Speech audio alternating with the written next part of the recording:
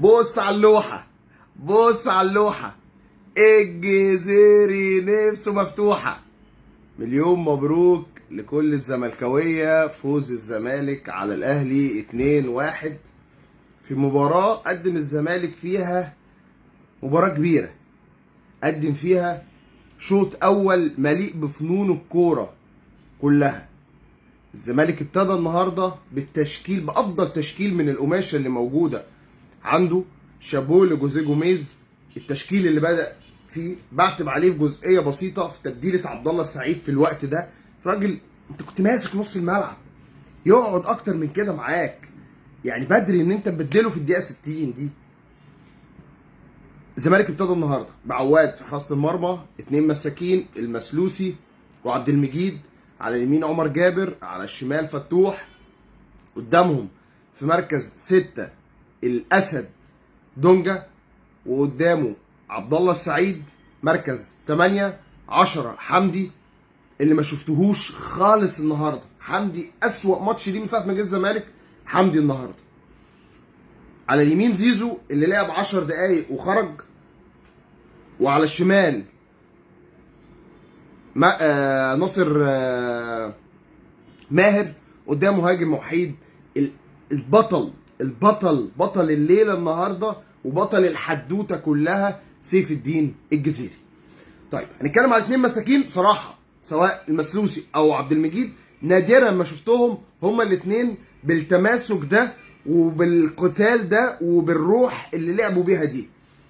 ناحيه اليمين عمر جابر ادى اللي عليه لغايه لما بعد كده جه الزناري اللي عمل يعني شوط جامد جدا جدا. قدر ان هو يحد من خطوره ابو علي مع علي معلول. لا الراجل عمل شوط جامد جدا.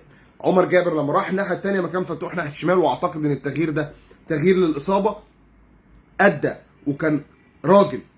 نص الملعب عندنا هي الحلويات كلها في الشوط الاولاني كانت في نص الملعب، في الثلاثه، او يعني بلاش في الثلاثه لان هو كان ناصر ماهر لما كان بيجي، لكن حمدي انا ما شفتوش النهارده.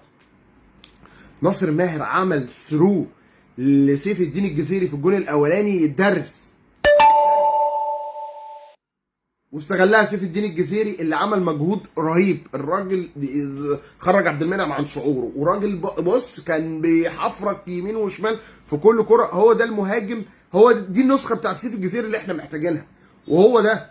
وانا لو الناس كانت شافت يعني قبل الماتش انا قلت سيف الدين الجزيري هو انسب واحد يلعب النهارده على سامسون او على ناصر منسي. الراجل ده لما بيبقى فورمه محدش يتقارن بيه. الراجل ده لما بيبقى فورمه بيبقى في حته تانية خالص. فشابوه بجد سيف الدين الجزيري. ناصر ماهر ولا اروع. عبد الله السعيد مع دونجا في نص الملعب كانوا مشكلين خطوره. يعني بص ماسكين، مش مشكلين خطوره، الناس دي لعيب الكوره. انت حاسس نص الملعب انت مش خايف من حاجه. انت هتطلع بالكره هتطلع بيها من تحت. انت مش مقلق ان الكره تتقطع منك وتترد عليك بمصيبه، تترد بجون. فانت لا لا لا لا لا لا، ومربعات ومثلثات وبتلعب الباصات الضيقه. والزمالك فيه ميزه كبيره جدا مع جوزيه جوميز، ان انت اللعيبه لما بتباصي بتفتح بتظهر. هو مش بيباصي ويقف، لا هو بيباصي وبياخد مساحه، ياخد التو، ياخد كره تانية. وده مخلي الزمالك اللي احنا قادرين نعمل المربعات دي. عبد الله السعيد برغم كبر سنه لكن فعلا شابوه. تحس ان هو في العشرينات بالذات في الشوط الاولاني وبيدافع. راجل عمل كل حاجه. زيزو يعني انت اتصبت بغباء، يعني اتصبت بغبائك. يعني الكره انت رايح بيها فاتح لك سيف الدين الجزيري حطها له يا راجل، ولا تعور نفسك ولا تطلع ولا تتصاب ولا تخلينا يعني نضطر نلعب بموتيابا. موتيابا ده بالنسبه لي لعيب خماسي ما اقتنعتش بيه. كتكتيك تحس ان اللعيب هو بيجري في الملعب، بيجري مطرح ما الكوره بتجري.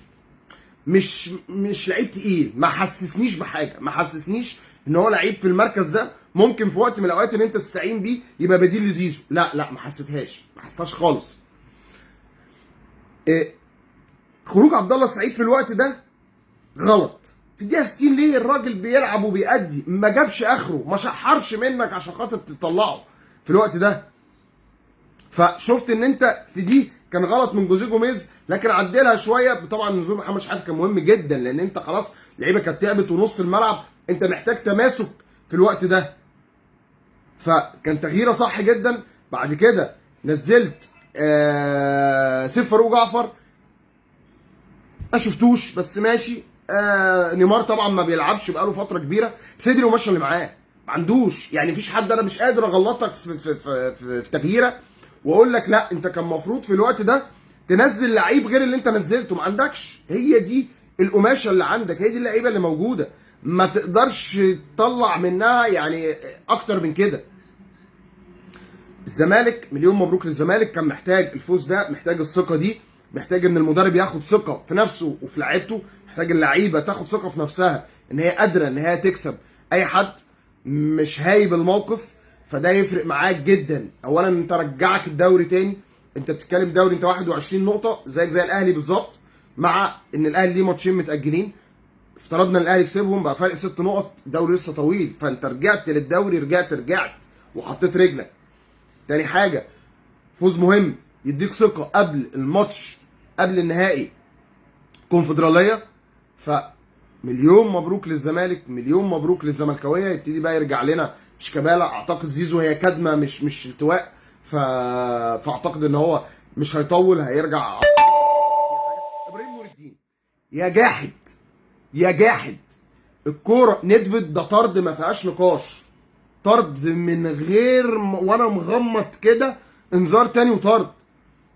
والمخرج راجل يعني قمه في عدم الحياديه، وقمه في يعني الكوره دي ما اتعدتش ولا مره ولا مره. الكوره دي يعني انت بيقعد يعد لك في كور هايفه وتافهه الا الكوره دي. فمش عارف يعني.